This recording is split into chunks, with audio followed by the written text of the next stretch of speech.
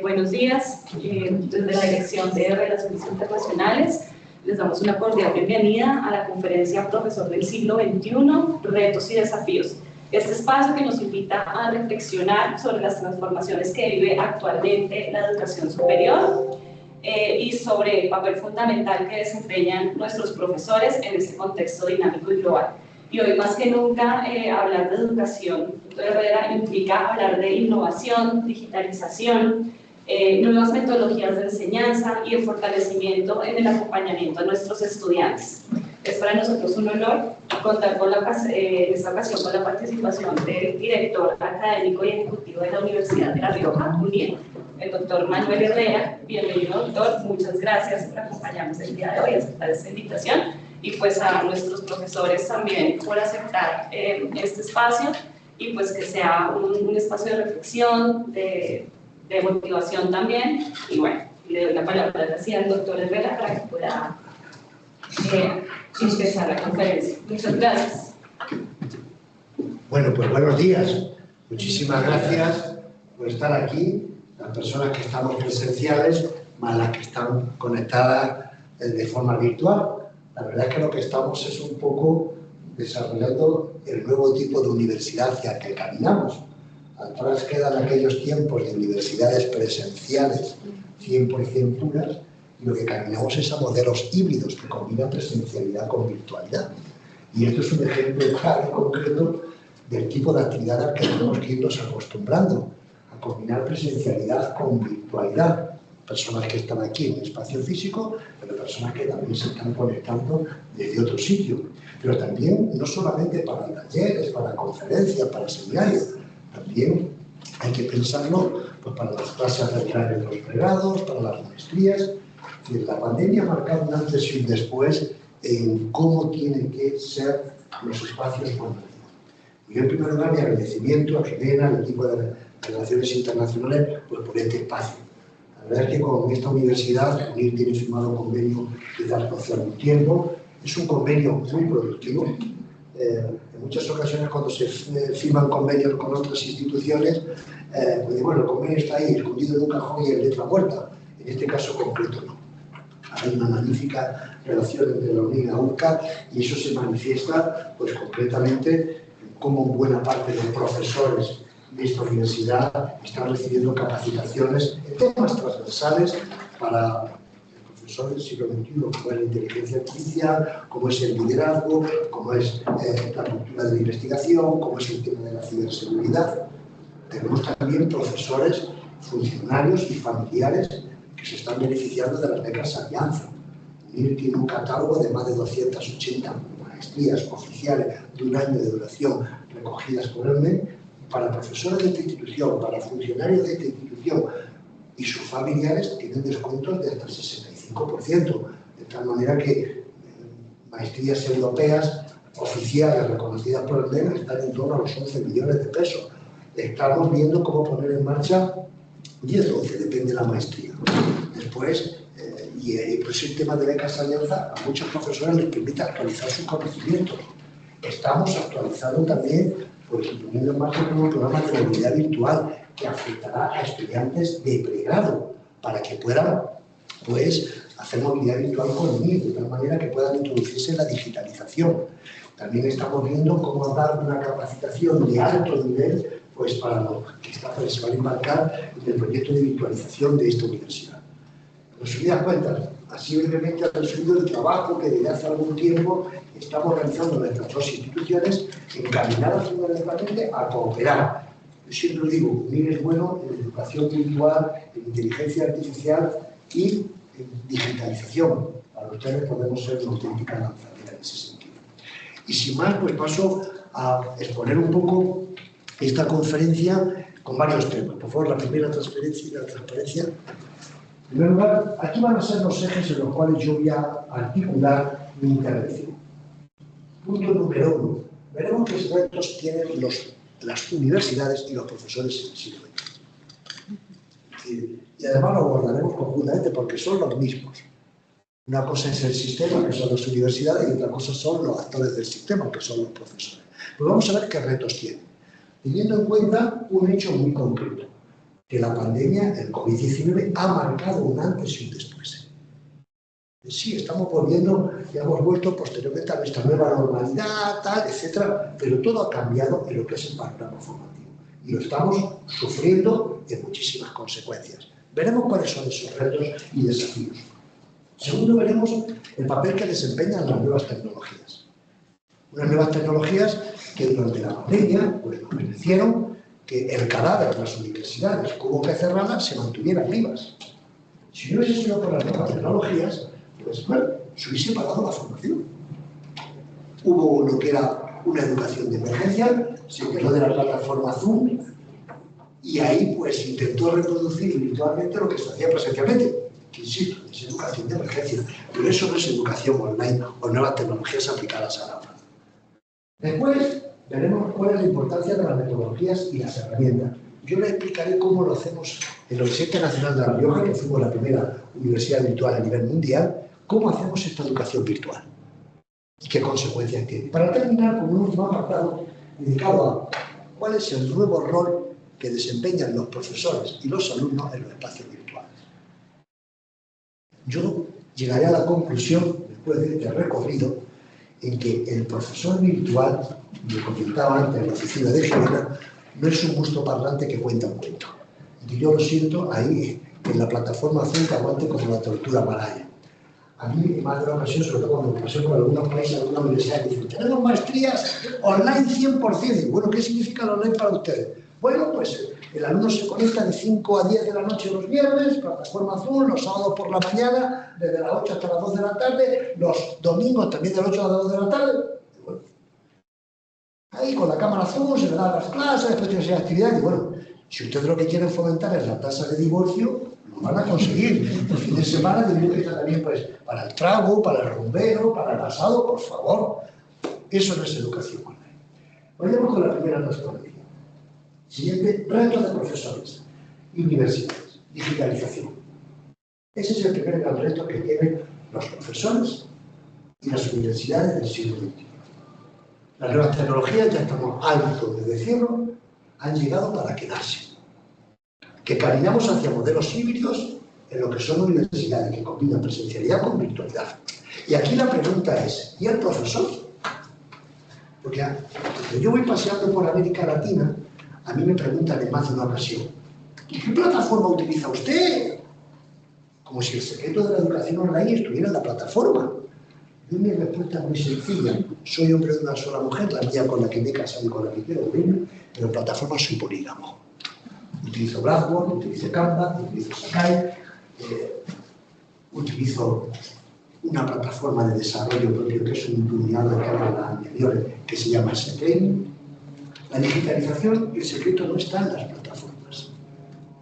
El pilar fundamental de la digitalización está en la formación de los profesores.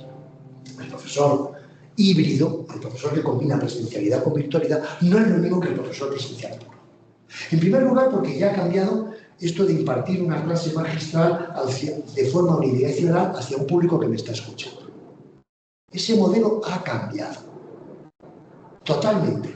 Y muchos profesores amigos me dicen, yo es que no quiero introducirme en la virtualidad. De hecho, mis alumnos prácticamente no hacen clase, están más pendientes del móvil, que es un tercer brazo. Claro. Son tan aburridos que están pendientes del móvil, porque no le están actualizando competencias y habilidades. Primer gran reto de las universidades, caminar hacia modelos híbridos que combinan presencialidad con virtualidad, donde el eje clave es formar al profesor. ¿Se está formando al profesor en el uso de la plataforma?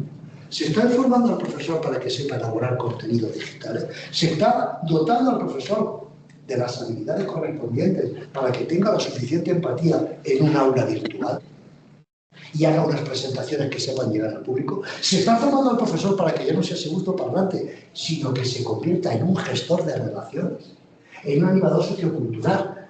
El gran protagonista, y lo veremos al final, las aulas virtuales es el alumno. El profesor ya no les puede... La información que el alumno puede recibir la tiene en la red, la tiene a través de las distintas plataformas, la tiene en internet. ¿Qué le estamos aportando en clase a los alumnos? Esa es la primera pregunta. Por tanto, digitalización, caminar hacia modelos híbridos que combinan presencialidad con virtualidad y donde el eje fundamental es la formación del profesor. E insisto en una idea, no todos los profesores enseñan para ser profesores virtuales. Muchos se quedarán en el camino. ¿Y no pasa absolutamente nada? No pasa absolutamente nada. Por favor, siguiente, transparencia. Segundo, el reto que tienen las universidades, el reto de la calidad. Una de las universidades, y aquí, pues en Colombia, que estáis con el tema de la alta calidad. Soy acreditada en alta calidad. Hoy, la cultura de la evaluación se ha ido introduciendo dentro de las instituciones de educación superior. Sí, la cultura de evaluación que también aparece dentro de las administraciones públicas, que también aparece dentro de las empresas. Hace 10 o 15 años nadie hablaba de evaluación y acreditación de la calidad. Las universidades hacían lo que hacían, bueno, y había unos ciertos controles y poco más. Hoy todos los países en América Latina y también en Europa y a nivel mundial tienen sus agencias acreditadoras, bien sean públicas o bien sean privadas, que sirven como instrumento para posicionar a las universidades. Universidades acreditadas, universidad acreditada 5 estrellas, universidades no acreditadas, universidades que están en determinada posición en el ranking, universidades que tienen este sello internacional y que las utilizan sencillamente como mecanismo también de difusión y hacerse presentes. Pues bien, la calidad es algo que ha permeado al sistema. Una calidad que se lleva a través del proceso de evaluación que afecta a 3 pilares. El primer pilar afecta a la propia institución. En segundo lugar, afecta a las titulaciones. En tercer lugar, todavía a Colombia no ha llegado, pero llegará a los profesores.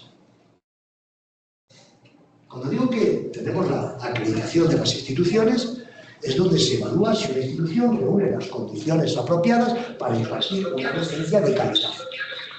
Junto a eso, tenemos la acreditación de las titulaciones, titulación por titulación, para si en la malla curricular el producto que se está ofreciendo satisface las necesidades del público y donde encontremos los profesores que por su formación, por su especialización, están alineados con la materia que imparten. Y después tenemos una tercera fase. La posición que un profesor tenga dentro de una universidad va a estar dada no por la propia universidad, ya en Europa es la agencia de evaluación, en este caso sería vuestro CNA, a donde ustedes tienen que mandar su currículum y en función de su hoja de vida, en docencia, en investigación y en transferencia y gestión, les dan una determinada posición. Por lo tanto, otro de los retos que tienen las universidades es ir introduciendo esta cultura de la calidad que, insisto, ya en algunas partes del mundo, concretamente en Europa y Estados Unidos, no afecta solamente a instituciones, no solamente afecta a titulaciones, afecta también y de forma decisiva al profesorado, que estamos sometidos constantemente a evaluación, igual con una titulación o igual con una institución, para ver qué posición tenemos. Siguiente transparencia, por favor. Reto de la internacionalización. Igual que estamos caminando hacia universidades digitalizadas o híbridas, igual que tenemos el reto de la calidad permeando la institución, otro reto es que caminamos hacia universidades globales. ¿Qué significa universidades globales? Significa universidades que, al mismo tiempo que están afincadas en el territorio con necesidad de satisfacer una serie de experiencias, también nos encontramos con que tienen que estar conectadas internacionalmente. Atrás quedan aquellas universidades que vivían para su territorio, se afincaban en su territorio y su órbita era Bogotá. No, ahora tienen que relacionarse a nivel nacional, pero no solamente a nivel nacional, también tienen que relacionarse a nivel internacional, mediante procesos de movilidad que deben de afectar a profesores, a personal administrativo y a alumnos. Un profesor universitario pues tiene que saber de sus colegas a nivel internacional y tiene que estar insertado en grupos de investigación con personas del mismo país pero de otros países y compartir experiencias de proyectos de investigación, compartir pasantías, realizar estancias de posgrado. Igualmente tiene que pasar con los personales administrativos. En Europa, el personal administrativo de una universidad pues tiene también su periodo de pasantía en otras universidades europeas para conocer las experiencias de gestión de otros países. Es decir, los funcionarios de Granada, la Universidad de Granada, pues hacen su pasantía de 3 semanas en la Universidad de Roma. ¿Y qué están haciendo sus compañeros administrativos? ¿Y cómo están incorporando la inteligencia artificial? ¿Y cómo están liderando y gestionando equipos? Y luego pues no hablemos de los estudiantes, el tema de la movilidad. El tema de la movilidad. Ciertamente no puedo comparar contextos en Europa debido a la Unión Europea, Pues tenemos un programa que es el programa Erasmus. Un estudiante de pregrado, lo normal es que un año de su pregrado lo haga en otra universidad del extranjero. Italia, Francia, Alemania, Inglaterra, pagado por la Unión Europea. Claro, a eso también se añade que se permite, porque todos los países de la Unión Europea tenemos la misma estructura en cuanto a créditos, en cuanto a las mallas curriculares, en cuanto al número de años. ¿Es posible la movilidad en América Latina? Bueno, en primer lugar no está subvencionada. En segundo lugar, cada país tiene distintas unidades de medida del crédito. No todo el mundo puede hacer movilidad y las condiciones existentes en América Latina son muy difíciles. Eso no quiere decir que la haya, que la hay, pero reservada a determinados estratos y a determinadas posiciones. Pues bien, la movilidad es un elemento distintivo. En UNIR, y aquí estamos trabajando con vosotros, para poner en marcha un programa de movilidad virtual, en virtud del cual estudiantes de aquí de esta universidad de pregrado se matriculan con ustedes, lo hacen todo con ustedes, pero se les ofrece la posibilidad de que una materia la puedan cursar con UNIR, con un claustro donde más del 80% son doctores, donde nos encontramos con alumnos de Colombia, de Perú, de Ecuador, de Chile, de Bolivia, donde los introducimos dentro de la digitalización. ¿Es lo mismo la movilidad presencial que la movilidad virtual? No. Yo, sinceramente, en este caso concreto, soy muy partidario de la movilidad presencial, porque es una experiencia única en la vida, que tú te vayas a otro país donde puedas tener otra experiencia. Pero a falta de recursos económicos, esta puede ser una buena experiencia. Pero insisto que otro de los grandes retos que tienen las universidades es la internacionalización. Por lo tanto, ya se nos va llenando el mosaico con distintas piezas. Tenemos el reto de universidades, que es la digitalización. Tenemos el reto, clave también para las universidades de la calidad, el reto de la internacionalización. Y vayamos al cuarto reto, que es el reto de la investigación y transferencia, que nos olvidamos con mucha frecuencia. Creemos que el profesor universitario es simplemente un docente que transmite un conocimiento en clase. No. Los profesores universitarios, además de docentes, somos investigadores. Tenemos que hacer investigación y desplazar las fronteras del conocimiento y que los resultados de nuestras investigaciones posteriormente los traslademos a las clases. Así es como enriqueceremos de forma sustantiva pues nuestras aulas. Ciertamente hacer investigación implica tener recursos económicos. Ciertamente hacer investigación implica estar insertado en un grupo de investigación. Ciertamente hacer investigación significa pues dedicarle un tiempo. Cuando nos encontramos que en más de una ocasión en las universidades nos ponen tantas horas de clase que prácticamente es imposible hacer investigación. De hecho, en más de una ocasión los investigadores somos auténticos Robinsones que están luchando contra los elementos para poder sacar un paper, para poder asistir a un congreso, para poder mandar una comunicación, para ser ponente en un seminario. Pero, amigos míos, este es otro de los grandes retos. Y de hecho, cuando se hacen los rankings internacionales, o cuando incluso llegáis a los procesos de acreditación, la investigación es un elemento distintivo, donde se evalúa la producción científica de la universidad. Por lo tanto, los retos que tienen ante sí las universidades del siglo XXI, yo quería sintetizarlo en estos cuatro grandes retos.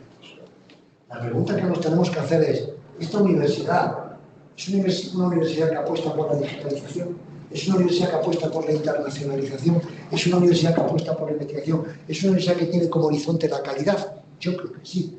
Otra cosa es que haya que dedicarle un poquitín más de tiempo y haya que dedicarle más esfuerzo.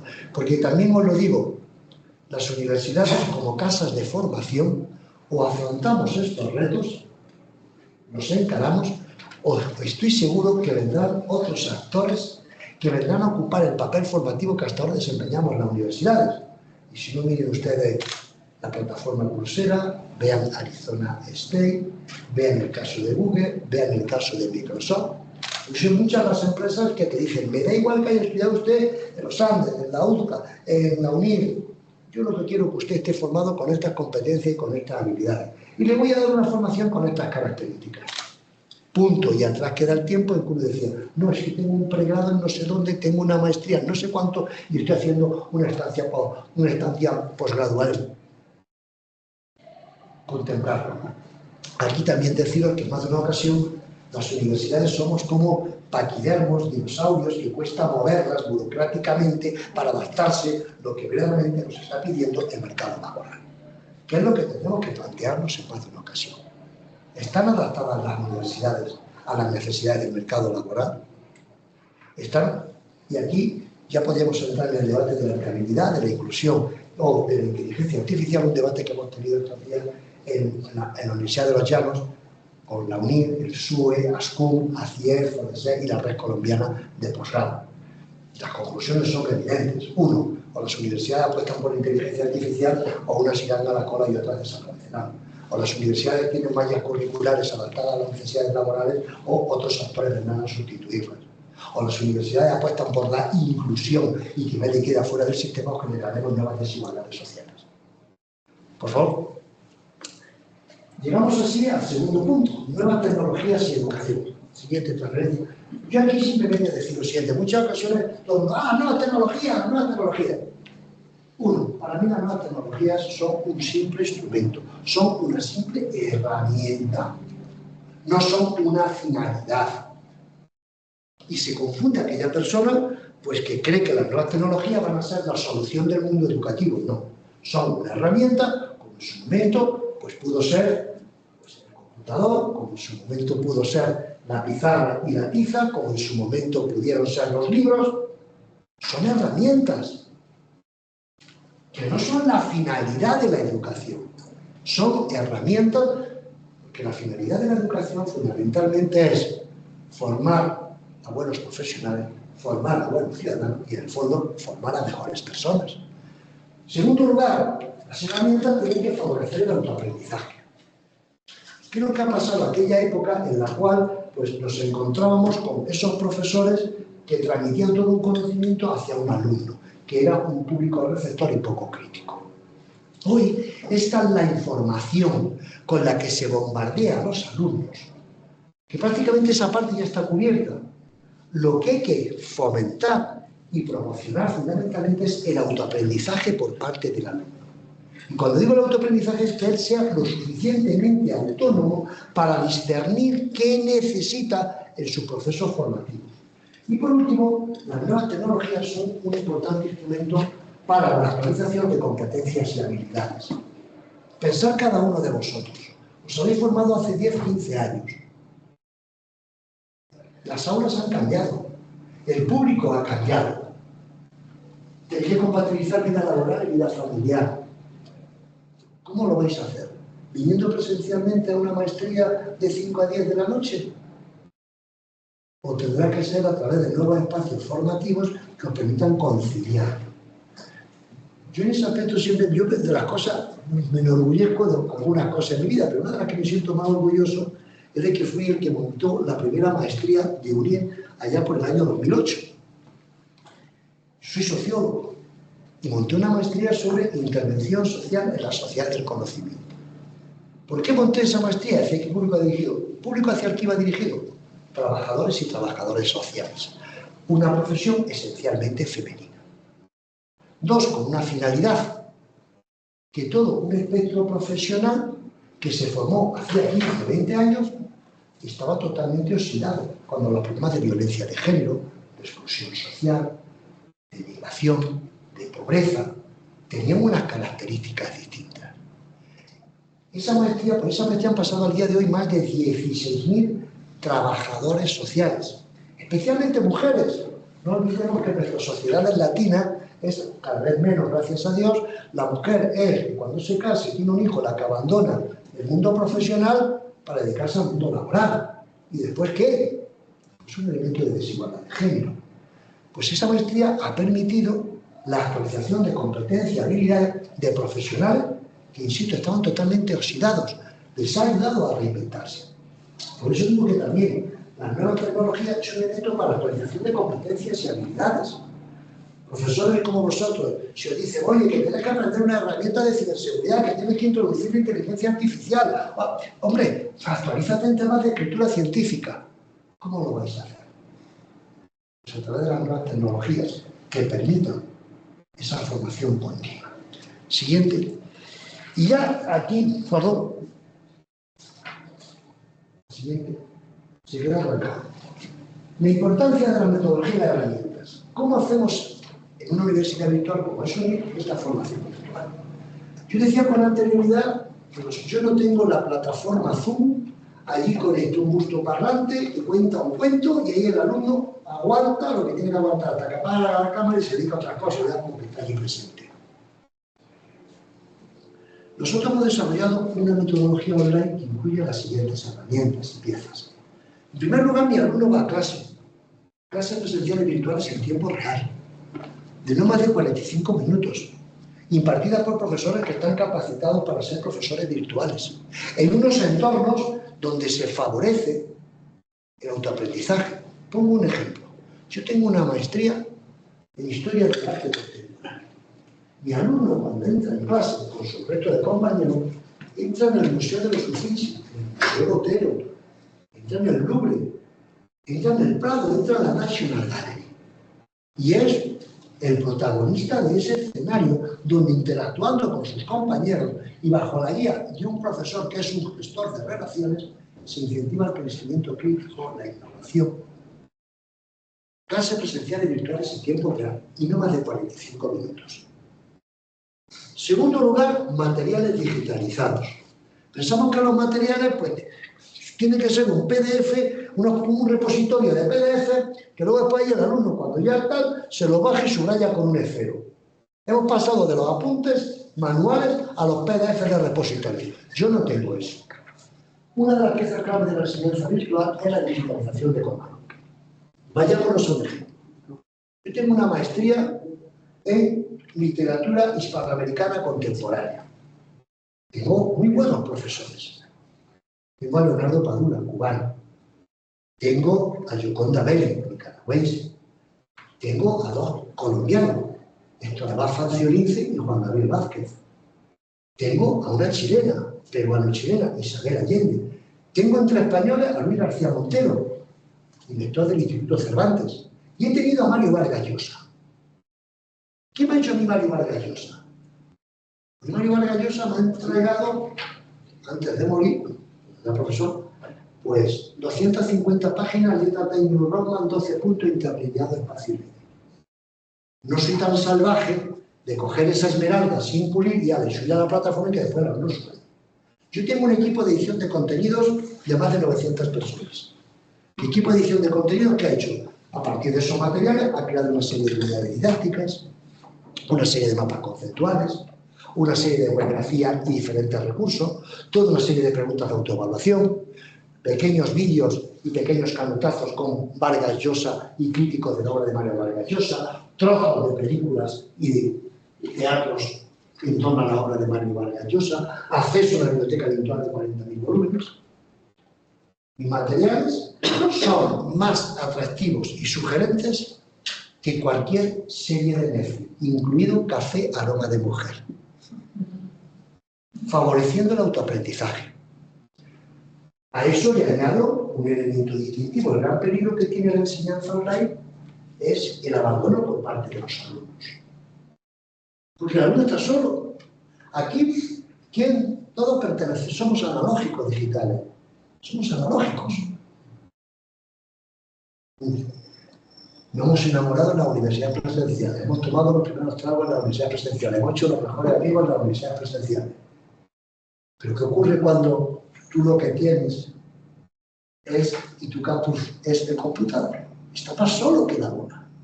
El riesgo de deserción es muy elevado. ¿Cómo hemos conseguido reunir que cada 10, 8 terminen en tiempo real? Con una figura. El tutor o mentor. El alumno no está solo. Nosotros tenemos un ejército de más de 4.500 tutores, que no son figuras académicas, son figuras de coaching. Un tutor por cada 40 alumnos. El alumno, cuando entra en la plataforma, es un ratón en un laberinto. Sabe si ha entrado o no ha entrado, si se ha bajado los materiales, si ha asistido a clases, si tiene un problema de carácter técnico o administrativo. El tutor hace seguimiento del alumno. Un seguimiento que va también con un contacto, por lo menos 3 veces a la semana, vía WhatsApp, vía correo electrónico, vía llamada telefónica. Yo digo que el tutor es Si lo digo en lenguaje cristiano, el ángel de la guarda. Si lo digo en lenguaje de John Orwell en 1984, el gran entorno.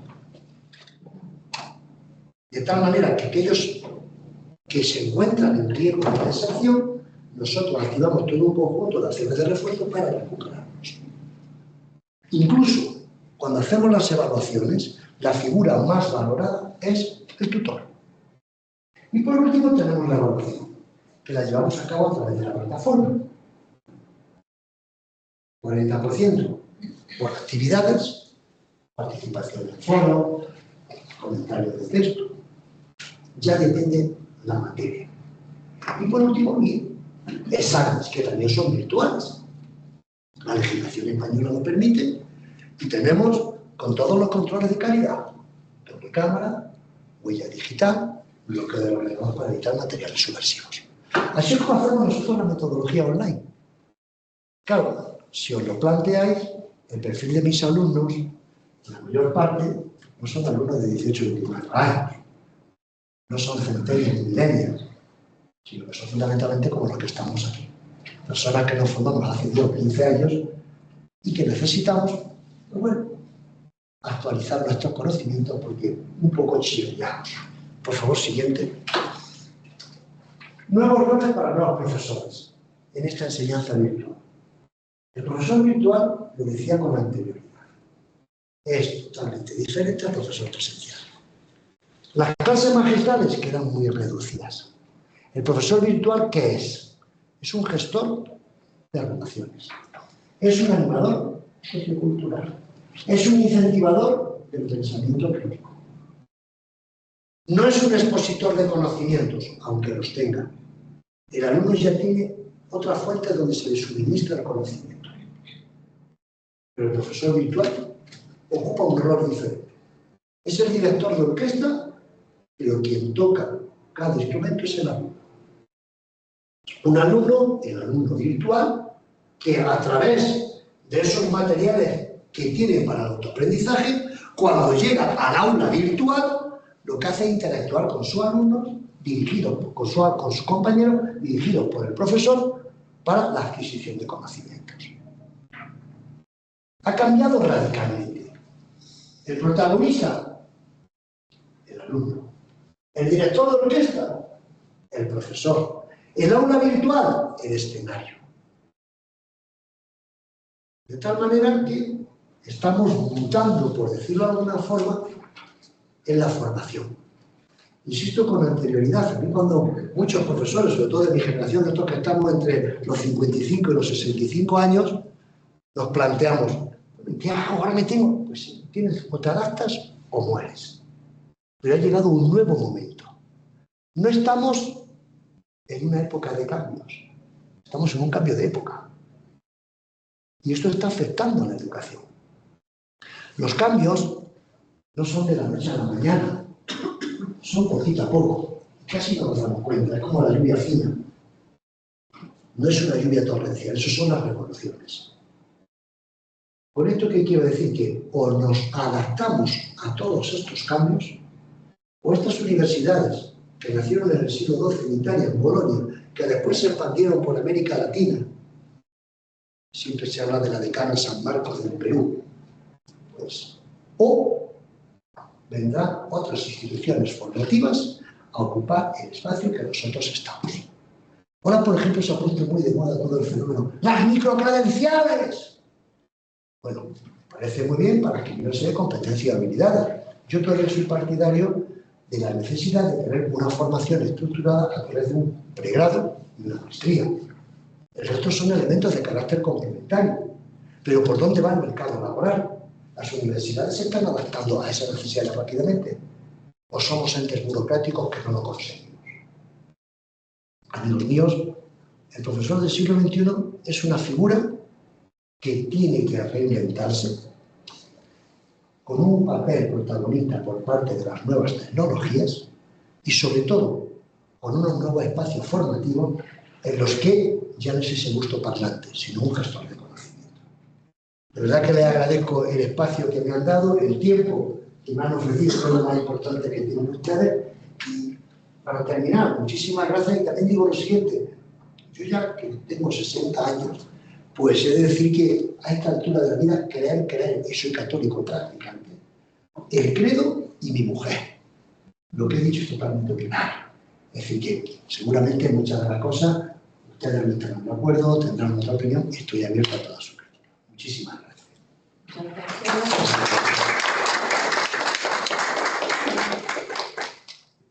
Los invito ahora si tienen algún comentario, alguna opinión, como mencionó Manuel, o alguna pregunta, o algo que quieran empezar. Por aquí. Bienvenido. Buenos días, profesor. Mi nombre es Luana González, yo soy docente de posgrado en medicina familiar aquí en la UNC. Pero también he tenido la oportunidad de trabajar en la virtualidad en temas de salud, ¿cierto? Epidemiología, maestrías, especializaciones y, digamos, la formación profesional en administración de salud.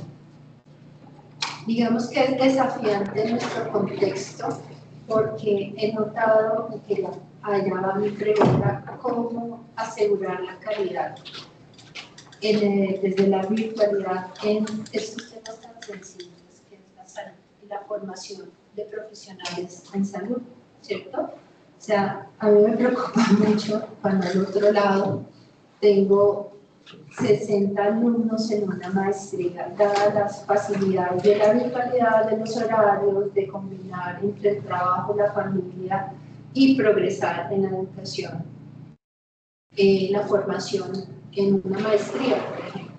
Pero digamos que me preocupa es cómo asegurar esa calidad de esa persona que está en formación, un epidemiólogo, por ejemplo, con una maestría, que tal diseñe mal un estudio, tome o dé lugar a unos resultados equivocados, y es una responsabilidad frente a una población.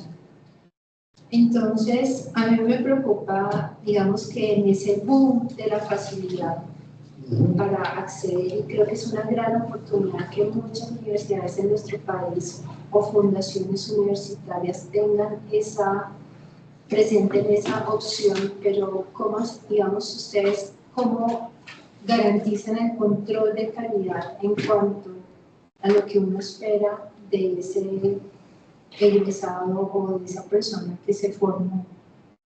Entonces, esa sería mi pregunta, y más que aquí, dado ese boom, entonces, no son 30, 50 alumnos, sino a un profesor le asignan 250 alumnos. Vamos a ver. Me permiten, yo por lo pronto decirte que todas las titulaciones que tengo, yo tengo una facultad de salud. Sí, sí. Ciertamente existen limitaciones, aunque yo soy lo que no pone vayas al campo, creo que hay que estar abierto. Nosotros tenemos una pequeña facultad de salud, donde fundamentalmente las titulaciones que tenemos pues son temas de gestión sanitaria, gestión de unidades de enfermería, cuidados paliativos pediátricos, dirección de centros hospitalarios.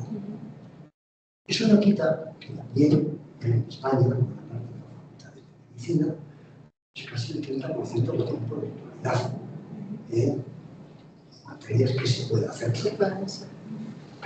Segundo, ¿cómo aseguramos nosotros la calidad? Yo en las titulaciones que tengo, todas, tanto la de salud como la de economía, como la de empresas, como la de comunicación, están sometidas a los procesos de evaluación, están sometidas a una titulación presencial.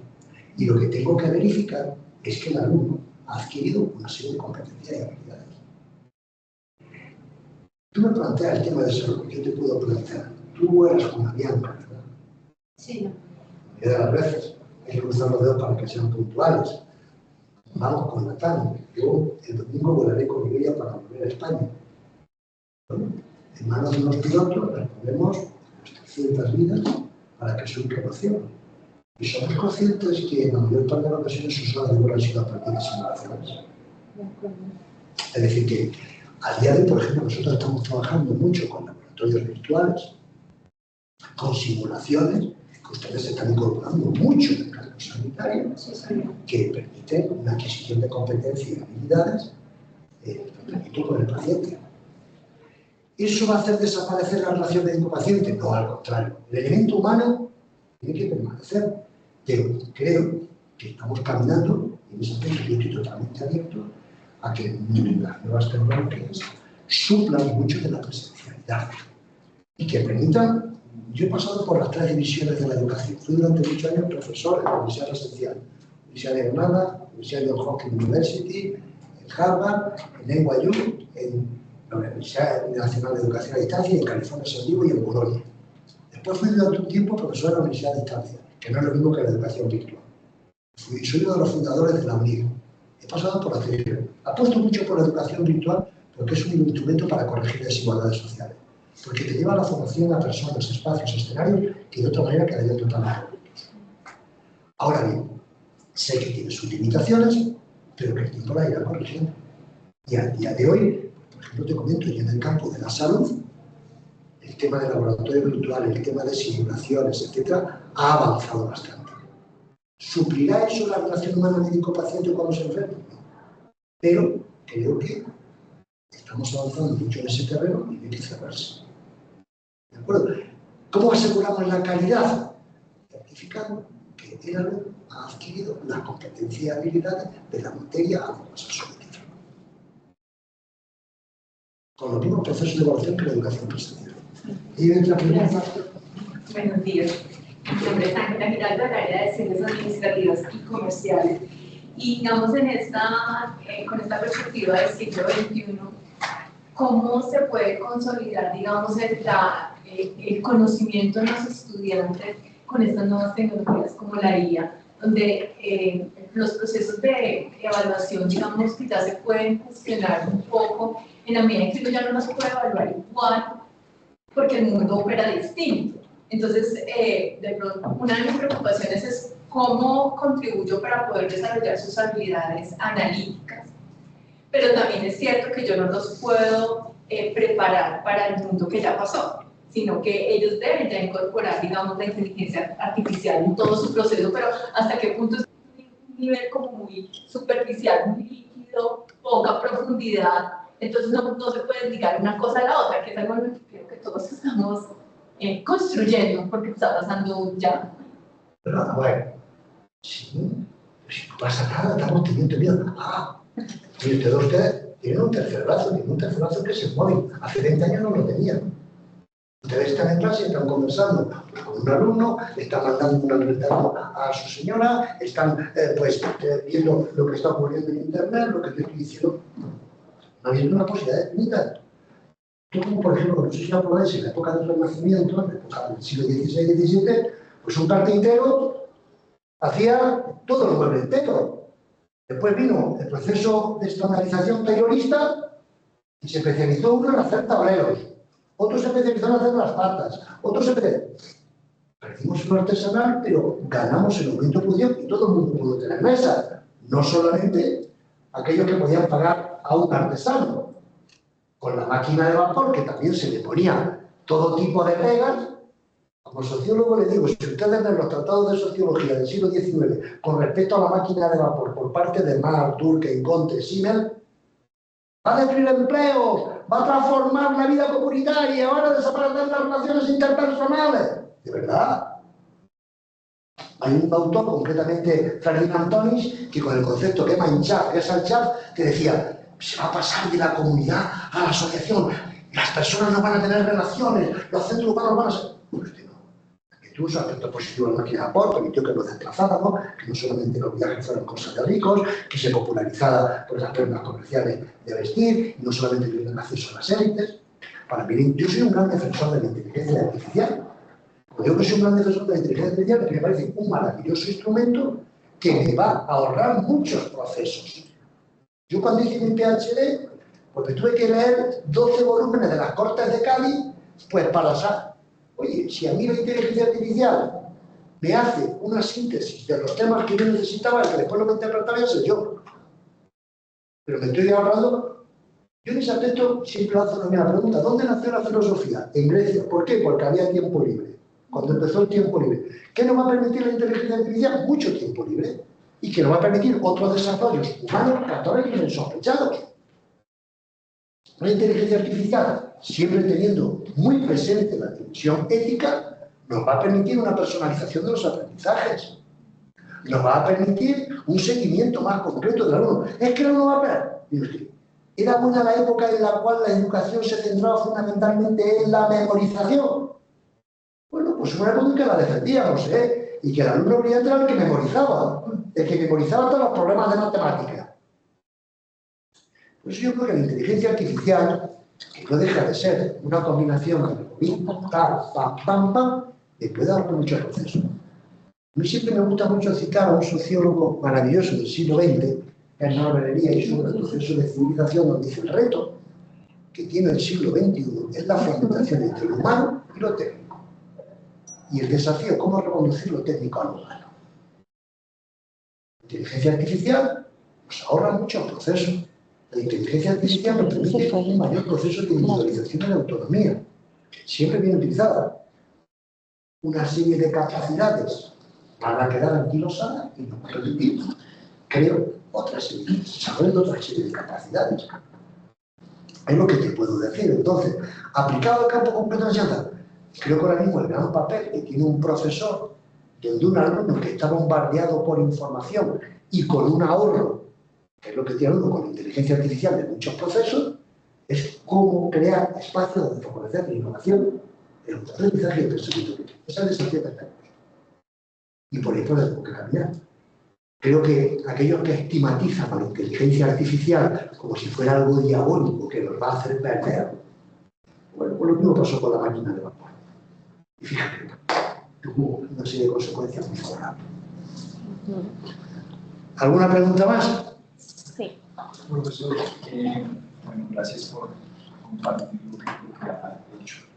Una sola pregunta, y es, tal vez en las experiencias que usted ha tenido en países como Latinoamérica o un contexto similar, todo el tema económico, social y demás, ¿cuál consideraría que es la principal limitante como estados bajo ese contexto que enfrentaríamos para adoptar de manera rápida este tipo de modelos híbridos?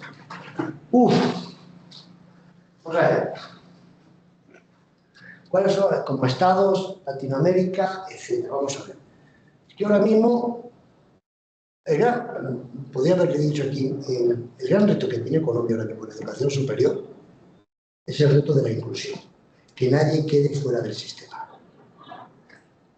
Y en ese sentido, mucha gente con los correspondientes elementos de mérito y capacidad, pues se está quedando fuera del sistema de educación superior, por falta de recursos, por lo que sea. Entonces, como Estado, yo sinceramente, creo que hay que caminar más allá de lo que es la política esta de coste cero, matrícula cero, o lo que sea, que me parece muy bien, pero la pregunta es, ¿se está invirtiendo suficientemente en la formación de profesores? ¿O nos dedicamos sencillamente a más una inversión de carácter inmobiliario en edificios? ¿Existe un auténtico proyecto nacional de hacia dónde tiene que caminar el sistema universitario colombiano de aquí a 10 años?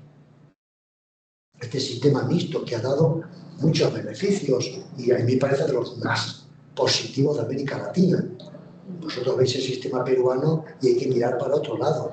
El sistema ecuatoriano no tiene la calidad. Colombia es un referente en América Latina en sus universidades, tanto públicas como privadas, y en buena medida de ese sistema mixto. Yo creo que, por ejemplo, como Estado, no son lo mismo todos los Estados. Chile, para mí, sin decir, los Estados latinoamericanos mejor posicionados a nivel de educación superior, Colombia, Argentina, Chile y algunos puntos Brasil. Perú, ni de coña. Paraguay y Uruguay, nada. Ecuador, tampoco. Basta con ver los rankings. Ahora bien, creo que yo soy un gran defensor de una política pública donde la educación ocupe un lugar protagonista.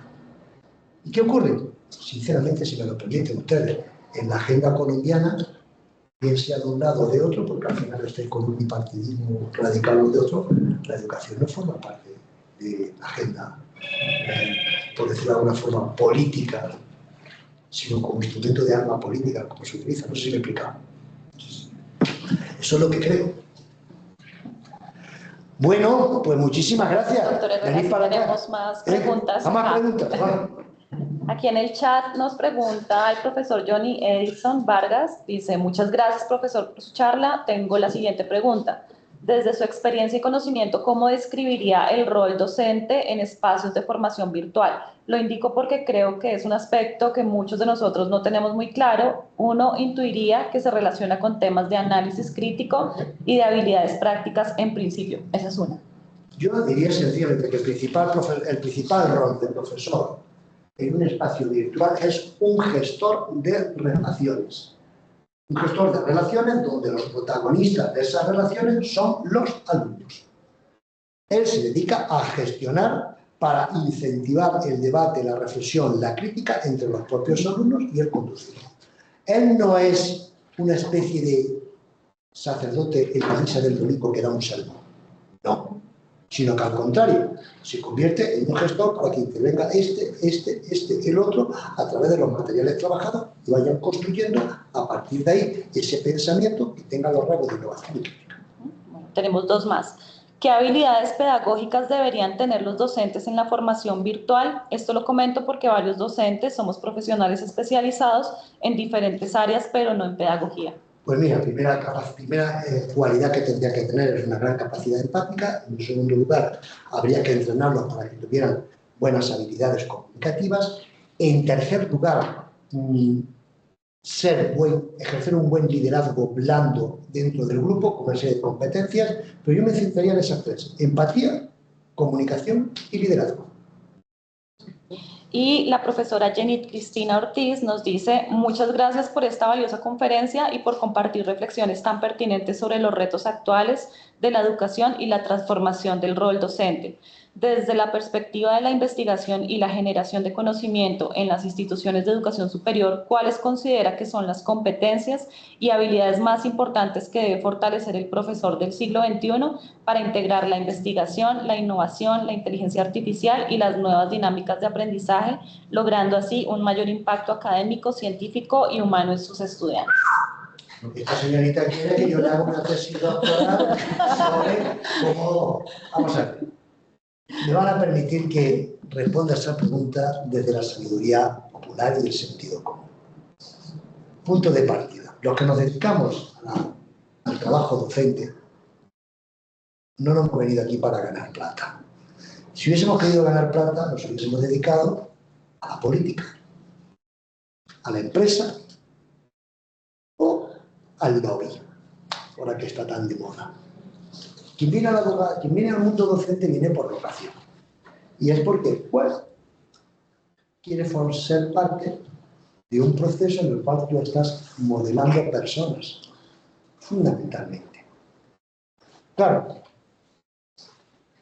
no todo depende de uno mismo, sino también depende del contexto en el que esté. Vamos a decirlo a nivel macro y a nivel micro.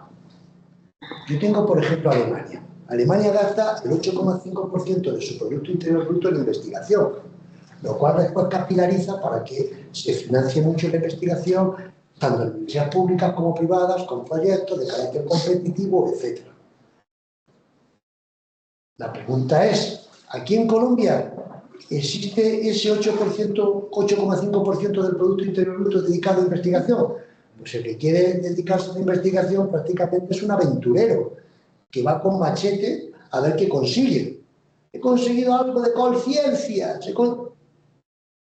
Y prácticamente eres un héroe. No existe el contexto apropiado que favorezca. El primer contexto apropiado es que existan los medios.